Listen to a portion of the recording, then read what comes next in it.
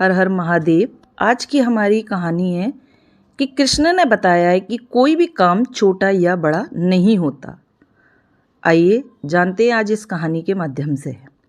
महाभारत काल में पांडु के 5 पुत्र, जिन्हें पांडवों के नाम से जाना जाता है, उन्होंने कई राजाओं को हराया, जिसकी वजह से पांडव चक्रवर्ती सम्राट बन चुके थे। इसके बाद उन्होंने एक राजसूय यज्ञ नाम का यज्ञ का आयोजन किया था। इस यज्ञ में कई राजाओं एवं महाराजाओं को आमंत्रित किया गया था।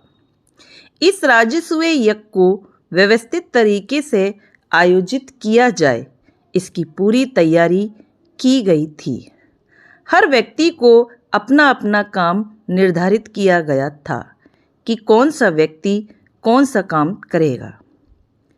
इस बात का अच्छे से बंटवारा किया गया था। 5 पांडव भगवान श्री कृष्ण का बहुत आदर एवं सम्मान करते थे। इसलिए पांडवों ने सोचने लगी कि अब श्री कृष्ण को किस तरह की जिम्मेदारियां दी जाएं।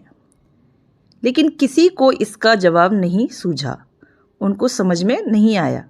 इसलिए सभी ने निश्चय किया कि भगवान श्री कृष्ण से ही इस विषय के बारे में पूछा जाए। तब सभी पांडवों ने श्री कृष्ण के पास गए और उनसे अपनी सारी समस्या का हल पूछा। भगवान श्री कृष्ण ने पांडवों की समस्या को समझते हुए पांडवों से पूछा कि आप लोग बताइए कि अभी इस समय ऐसा कौन सा काम है जो बचा हुआ है और अभी उसे करने के लिए किसी को उसकी जिम्मेदारी नहीं दी गई है। श्री कृष्ण की बात सुन कर सभी पांडव चिंतन सोचने लगे।